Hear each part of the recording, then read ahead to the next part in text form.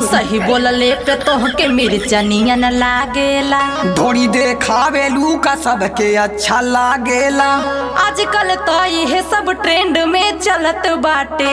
तोर चक्कर जरूर कवनो से चलत बाटे।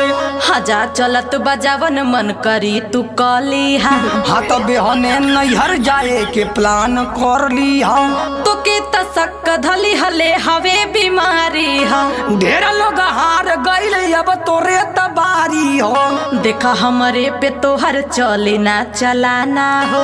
मारी के फुलाई देव घोटाई नाही खाना हो। केहू कुछ हो कल हमके ना रोक पाई हो।